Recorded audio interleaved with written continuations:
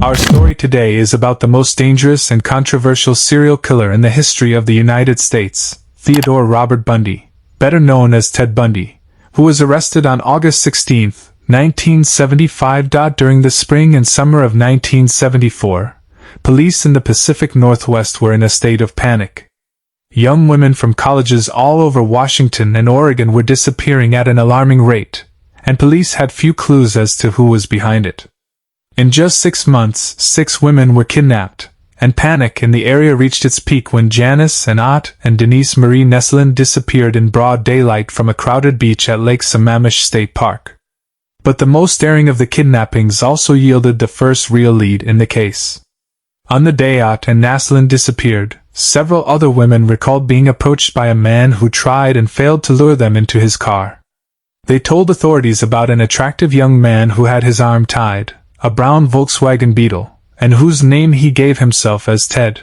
After this description was made public, police were contacted by 4 people who identified the same Seattle resident as Ted Bundy. These 4 people included Ted Bundy's ex-girlfriend, a close friend of his, one of his coworkers, and a psychology professor who taught Bundy. But the police thought the matter was exaggerated, and they dismissed Ted Bundy as a suspect, believing it unlikely that the culprit was a polite student with no previous criminal record. Ted Bundy leveraged his appearance and social standing several times throughout his life as a heartless serial killer, as one of the most notorious serial killers in history, killing at least 30 victims in 7 states in the 1970s. For a while, he fooled everyone: the cops who didn't suspect him, the prison guards from whose facilities he escaped, the women he manipulated, the wife who married him after he was arrested. But he was, as his last lawyer said, the definition of evil in human form. As Ted Bundy once said about himself, "I am the most cold and heartless person you will ever meet." What was Ted Bundy's childhood like? Ted Bundy was born in Vermont, USA, the Pacific Northwest, where he committed his most horrific crimes. His mother, Eleanor Louise Cowell, and his father are unknown. His grandparents, ashamed of her daughter's pregnancy out of wedlock, raised him as their own child. For almost all of his childhood, he believed his mother to be his sister. His grandfather regularly beat both Ted and his mother, causing her to run away with her son to live with her cousins in Tacoma, Washington, when Bundy was 5 years old. There, Eleanor met and married hospital chef Johnny Bundy, who formally adopted young Ted Bundy and gave him his last name, and her husband, as Ted's mother remembered him, was a caring and kind-hearted man. But Bundy hated his stepfather and scorned him, saying he was not very intelligent and did not earn much money. Ted Bundy with his mother and siblings from his mother's marriage to Johnny Bundy. Not much is known with certainty about the remainder of Bundy's childhood, as he has given conflicting accounts of his early years to various biographers. In general, he describes an ordinary life punctuated by dark fantasies and the exposure of pornographic magazines from an early age that strongly influenced him, although to a certain degree. How he behaved is still unclear, but the psychiatrist's evaluation indicates a biological defect that he may have inherited from his unknown father. Reports of others are similarly muddled, although Bundy described himself as a loner who hung out in the dingy streets at night spying on women. Many who remember Bundy from high school describe him as lovable and somewhat likable. His university studies and the beginning of the killing spree. Ted Bundy graduated from high school in 1965, then enrolled at the nearby University of Puget Sound, spending only 1 year there before transferring to the University of Washington to study Chinese. He dropped out briefly in 1968, but soon returned to majoring in psychology. During his time out of school, he visited the East Coast, where he likely first learned that the woman he thought was his sister was actually his mother. Then, back at the university, Bundy began dating Elizabeth Clover, a divorced woman from Utah who worked as a secretary at the medical school on campus. Later, Clover was among the first to report Bundy to police as a suspect in the murders in Pacific Northwest. Among the 4 people named by police when they released the description was former Seattle police officer Ann Rule, who met Bundy around the same time while they were both working at the Seattle Center for Suicide Prevention Hotline. Rule also later wrote one of the biographies about Bundy for The Stranger Beside Me. In 1973, Bundy was accepted into the University of Puget Sound School of Law, but after a few months, he stopped attending classes, and then, in January 1974, the disappearances began. Ted Bundy's first known attack was not an actual murder, but rather an attack on 18-year-old Karen Sparks, a student and dancer at the University of Washington. Karen Sparks. Bundy broke into her apartment and beat her with a metal rod from her bed frame before sexually assaulting her with the same rod. His assault left her in a coma for 10 days and permanently disabled. Karen Sparks was living with several other students who were fast asleep when the attack occurred. Survivor Sparks believes Ted did not kill her because her roommate talked in his sleep, so Ted thought someone had woken up and fled. She was found hours later in a pool of blood by one of her roommates, and immediately called her mother and father. Ted Bundy's first murder. Ted Bundy's next victim and first confirmed murder was Linda Ann Healy, another student at the University of Wisconsin. A month after his assault on Karen Sparks, Bundy broke into Haley's apartment early in the morning, knocked her unconscious, then carried her to his car. She was never seen again, but part of her skull was discovered years later at one of the sites where Bundy dumped her body. After that, Bundy continued to target female students in the area, and he developed a tactic, approaching women while wearing a cast or appearing disabled and asking them to help him put something in his car. He would then beat them unconscious, tie them up, assault them, and kill them, then dump the bodies in a remote location in the forest. Bundy would often revisit these locations to have sex with the decomposing corpses. In some cases, Bundy would behead his victims, keep their skulls in his apartment, and sleep next to them. Bundy once said, "The ultimate takeover was, in fact, the killing of lives and then physical possession of remains." He explained, "Murder is not just a crime of lust or violence. The victim becomes property, a part of you and she become one forever. The reasons you kill them or leave them become sacred to you, and you will always be attracted to them." Over the next 5 months, Bundy kidnapped and murdered 5 female college students in the Pacific Northwest: Donna Gail Manson, Susan Ellen Rancourt, Roberta Kathleen Parks, Brenda Carroll Ball, and Georgianne Hawkins. In response to these series of disappearances, the police called for a major investigation and enlisted a number of different government agencies to assist in the search for the missing girls. One such agency was the Washington State Department of Emergency Services, where Bundy worked.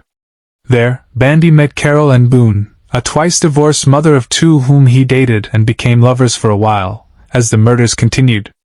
Moving to Utah and being arrested for kidnapping as the hunt for the kidnapper continued, more witnesses provided descriptions matching Ted Bundy and his car, and some of his victims' bodies were discovered in the woods. After Bundy was accepted into law school in Utah, he moved to Salt Lake City. While living there, he continued to assault and kill young women, including a female hitchhiker in Idaho and 4 teenage girls in Utah. His ex-girlfriend Clover was aware that Bundy had moved to the area, and when she learned of the Utah murders, she called the police again to confirm her suspicion that Bundy was behind the killings. There was now a growing pile of evidence pointing to Ted Bundy, and when Washington investigators gathered their data, Bundy's name appeared at the top of the list of suspects. Unaware of the increasing police interest in him, Bundy continued killing, traveling to Colorado from his home in Utah to kill more young women there. How was Ted Bundy arrested? Finally, in August 1975, Bundy was stopped while driving through a suburb of Salt Lake City. Police discovered masks, handcuffs, and blunt objects in the car. While this was not enough to arrest him, a police officer realized that Bundy was also a suspect. In previous killings, after he was placed under surveillance, officers then found his car, which he has since sold, where they discovered hair matching 3 of his victims. With this evidence, they arrested him, as he was identified by one of the women he had tried to kidnap. He was convicted of kidnapping and assault, and sent to prison, while the police tried to build a huge murder case against him. Ted Bundy escapes from prison after being arrested. Soon he was able to escape confinement for the first time in his life, in 1977, escaping from the law library of a courthouse in Aspen, Colorado. Because he was acting as his own counsel, he was allowed into the library during a break in the preliminary hearing. He was researching the laws related to his case, but the fact that he was his own counsel also meant that he was not restricted, and when he saw his opportunity, he took it, and he was smiling. He often behaved calmly, so the guards did not worry about him, and no one thought that he might escape. He jumped from the window of the second floor of the library and quickly fled, disappearing among the trees before the guard returned to check on him and discovered his escape. He planned to make his way up Aspen Mountain, later breaking into a cabin to steal supplies, but resources were scarce, and it wasn't long before he changed his plan. Back in Aspen, he stole a car, contemplating getting as far away from town as possible.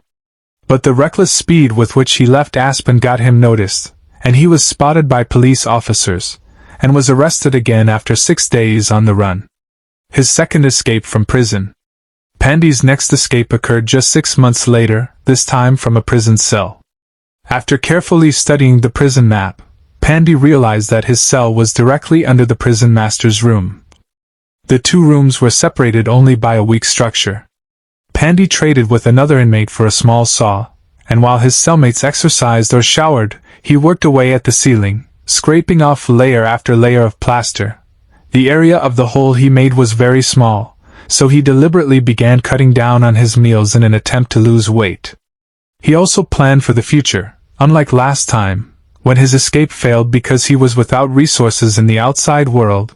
He stored a small pile of money smuggled to him by Carol and Boone, the woman who later married him in prison. When he was ready, Bundy finished the hole and crawled into the prison master's room. Finding the place vacant, he swapped his prison jumpsuit for a man's civilian clothes and strolled out the prison's front doors. This time, he didn't hesitate to steal a car right away and drove out of town, heading to Florida. Bundy's intention was to stay out of the limelight, but life in Florida presented unexpected challenges, and because he was unable to present his identity, he was unable to get a job, so he returned to stealing for money, and the tendency to violence was so strong. On January 15, 1978, 2 weeks after his escape, Bundy broke into the Chi Omega sorority house on the campus of Florida State University. Within just 15 minutes, he assaulted and killed Margaret Bowman and Lisa Levy, hitting them on the head and choking them with socks, and then assaulting Kathy Kleiner and Karen Chandler, both of whom suffered horrific injuries, including broken jaws and missing teeth. He then broke into the apartment of Cheryl Thomas, who lived a few blocks away, and beat her so badly that she permanently lost her hearing. She was still on the run on February 8th, when he kidnapped 12-year-old Kimberly Diane Leach from her middle school, killed her, and hid her body on a pig farm. Then, once again, his reckless driving caught the attention of the police. When they realized his license plates were for a stolen car, they pulled him over and found identification cards for 3 dead women in his car, linking him to the murders.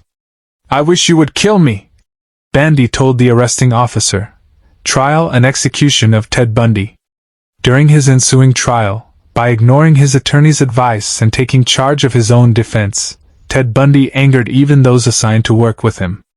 "I would describe him as close to being the devil. He's not like anyone I've ever met," defense investigator Joseph Alloway said.